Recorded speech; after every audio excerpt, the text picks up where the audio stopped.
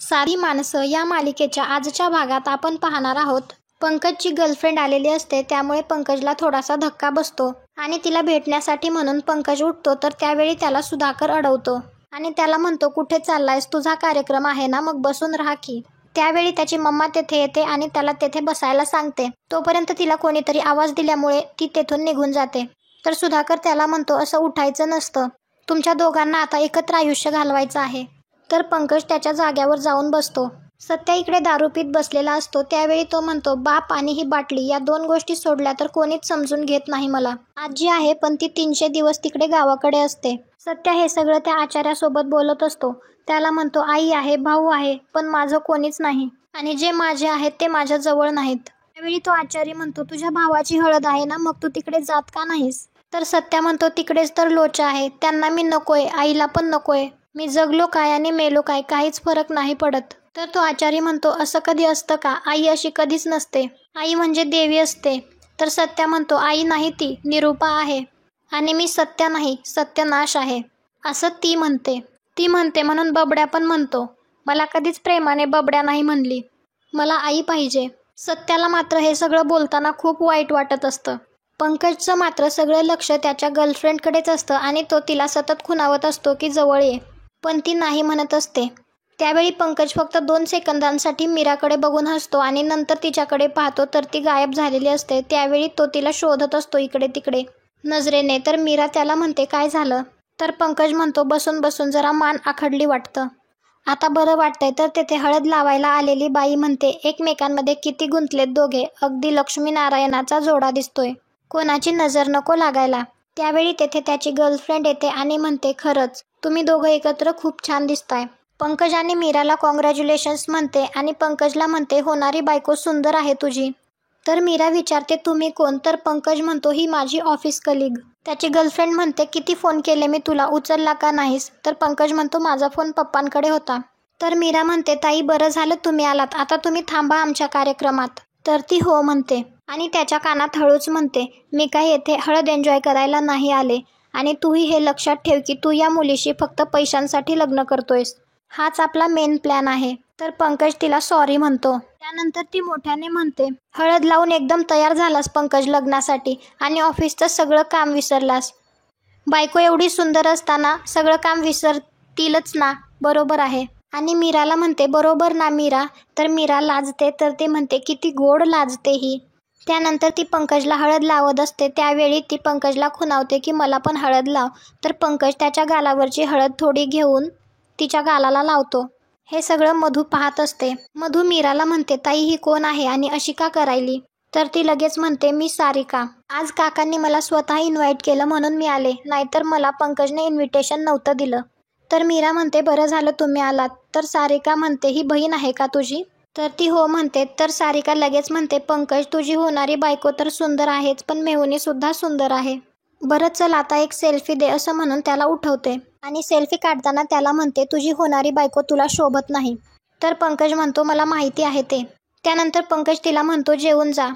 तर सारिका म्हणते, नको, मी फक्त तुला भेटायला आले होते, मला आणखी दुसऱ्या ठिकाणी जायचं आहे. पंकज तिला जेवण करून जा म्हणत असतो, पण सारिका नको म्हणत असते. त्यामुळे पंकजच्या तोंडातून निघतं की सोनू जेवण करून जा ना. तर सारिका म्हणते, आता बायको आहे ना तुझी, तर तू तिच्यासोबतच जेव, आणि तेथून निघून जाते. हे सगळं ऐकून मीराला मात्र खूप वेगळं वाटत असतं. इकडे सत्या त्या आचार्याला सांगत असतो, बघ ना भावा, प वरून पैसा पण असतो आणि प वरून प्रेम पण असतं, पण आपण प वरून फक्त पितो. त्यावेळी सत्याला सुधाकरचा फोन येतो आणि तो विचारतो, कुठे आहेस तू, तुला कुठे शोधायचं? तर सत्या म्हणतो, माझी गरज नाही तिकडे कोणाला. तर सुधाकर म्हणतो, असं काय म्हणतोयस, मला आहे ना. तर सत्या म्हणतो, तुला असेल, पण तुझ्या बायकोला आणि त्या बबड्याला नसेल ना, त्यांना विचार. सुधाकर म्हणतो, त्यांचं सोड, तू कुठं आहेस ते सांग आधी. त्यावेळी सुधाकरला आचार्याचा आवाज फोनवरून येतो आणि तो सत्याला म्हणतो, तू स्वयंपाक खोलीत आहेस ना. तर सत्या म्हणतो, तुला कसं कळालं आणि का कळालं? तर सुधाकर म्हणतो, कसं म्हणजे, बाप आहे मी तुझा, तिथंच थांब, जाऊ नको कुठं, असं म्हणून फोन ठेवून देतो. मीरा आणि मधू त्यांच्या मैत्रिणींसोबत गप्पा मारत असतात. त्यावेळी तेथे सत्याची आजी येते आणि ती म्हणते, आता तिला थोडा आराम करू द्या. आणि आजी मीराला म्हणते, आता जाऊन तू अंघोळ करून कपडे बदलून घे आणि त्यानंतर थोडा आराम पण कर. त्यावेळी सत्या तेथून जात असतो, तर तो मीराला धडकतो. मीरा म्हणते, तू काय दारू पिऊन आहेस का? तर सत्या म्हणतो हो थोडी. आणि तिला म्हणतो भजी बनवून कुठं चाललीस? हा बरोबर आहे, तुझं लग्न आहे ना, आणि असं पण तुझा होणारा नवरा तुला तळूनच काढणार आहे. तर मीरा म्हणते कधीतरी चांगलं बोल की, आज हळद होती माझी. तर सत्या म्हणतो हो माहिती आहे, आणि अजून पण पळून जायचं असेल तर आपली रिक्षा बाहेर आहे. तर मीरा म्हणते जातो का आता? तर सत्या म्हणतो चाललोय, आणि असं पण आपल्याला खूप कामं आहेत. तर सत्या म्हणतो जातो, असं पण हा तमाशा नाही बघायचा मला. आणि तिला म्हणतो जर माझा बाप दिसला तर त्याला सांग की मी नाही दिसलो, आणि तो तुला तरी पण नाही दिसला तरी त्याला जाऊन सांगायचं की मी दिसलो नाही असं. तेवढ्यात तेथे सुधाकर येतो. सुधाकर सत्याला म्हणतो तू स्वयंपाकघरात काय करत होतास? तर सत्या मीराकडे बघून म्हणतो या तळायला जाणाऱ्या भजीला बोलत होतो. सुधाकर मीराला म्हणतो तुम्ही आत जावा, मी बघतो. सत्या सुधाकरला 1 2 3 म्हणायला सांगतो, आणि त्याने तसं म्हणल्या तिथून पळून जातो. इकडे सुजित कुमारची माणसं त्याला सांगत असतात आज वहिनींना हळद लागली असेल, उद्या त्यांच्या भांगात कुंकू पण भरेल. सुजित कुमार म्हणतो मला यांना सगळ्यांना धडा शिकवायचा आहे, पण धडा शिकवणार कोणाला? त्यावेळी त्यांना सत्या दिसतो, तर त्यातील एक माणूस म्हणतो दाढीवाल्याला. सत्या रिक्षामध्ये बसून तेथून जातो, तर सुजित कुमार पोलीस स्टेशनला फोन करून सांगतो की एक माणूस दारू पिऊन रिक्षा चालवत आहे, त्याला पकडा. सुजित कुमार त्यांना रिक्षाचा नंबर देतो. इकडे पोलीस सत्याला पकडण्यासाठी येतात. सत्या त्यांना म्हणतो पोलीस असून तुम्ही अशी गाडी चालवता का? तर पोलीस त्याला विचारतात तुझं नाव काय? तू तर दारू पिलायस. तर सत्या म्हणतो हो थोडी पिलोय.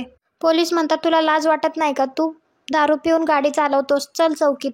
सत्या म्हणतो असं नका करू, उद्या माझ्या भावाचं लग्न आहे. पोलीस म्हणतो लग्न आहे ना, मग दारू का प्यालास? लग्नाला जायचंय का नाही तुला? तर सत्या म्हणतो तेच तर दुःख आहे साहेब. आई म्हणते लग्नाला येऊ नको, आणि बाप म्हणतोय लग्नाला ये. साहेब तुम्हाला सांगतो ज्याचं लग्न आहे तो 1 नंबरचा लबाड पोरगा आहे. बरं झालं तुम्ही इथेच भेटलात. एक काम करा, त्याला जाऊन अटक करा. तो माझ्या बापाला आणि त्या गरीब पोरीला फसवायलाय. चांगल्या पोरीचं आयुष्य फुकट घालवणार तो. ती पोरगी कसं आयुष्य काढणार त्याच्यासोबत? वाट लागल तिची. तुम्ही चला आणि त्याला आत टाका आत्ता लगेच. तर पोलीस त्याच्यावर ओरडतो आणि त्याला म्हणतो 10,000 फाईन भरायचा आणि मग निघायचं. तर सत्या म्हणतो एवढे पैसे नाहीत माझ्याकडं. पोलीस सत्याला धरून घेऊन जातात. मीरा तिच्या दादांचा फोटो हातात घेऊन त्यांच्या आठवणींमध्येच रमलेली असते. त्यावेळी तिथे तिची आई आणि मधू येतात. आई तिला म्हणते तुझा दादा गेल्यानंतर घर सगळं रिकामं झालं होतं, पण तू सगळं सांभाळलंस. आता लग्न करून तू तुझ्या घरी चाललीस, मग काय? उद्यापासून आम्हीच. आम्हाला तुझ्याशिवाय तिथे नाही करमणार. तर मीरा म्हणते आई अगं म्हणूनच मला लग्न करायचं नव्हतं. तर आई म्हणते मी असं बोलले म्हणून मला लग्नच करायचं नव्हतं असं कुठं असतं का? तू तुझ्या घरी चाललीस, चांगल्या माणसात चाललीस, यापेक्षा मोठा आनंद नाही माझ्यासाठी. पण पोटचा गोळा लग्न करून जाणार म्हणल्यास पोटात खड्डा पडणारच की ग. त्या दोघी गळा पडून रडायला लागतात. आजचा भाग येथेच संपतो. पुढील भागात आपण पाहणार आहोत सुधाकर मीराच्या घरच्यांना म्हणत असतो मी तुमचा गुन्हेगार आहे. तर मीराची आई म्हणते तुम्हीच घाट घातला ना या लग्नाचा. लग्न मोडलेल्या माझ्या मीराच्या गळ्यात आता कोण डोरलं बांधणार? त्यावेळी पोलीस सत्याला हातकडी घालून तेथे घेऊन येतात. पुढे काय होईल हे पाहण्यासाठी आपल्या चॅनलला सबस्क्राईब करा. भेटू उद्याच्या भागात.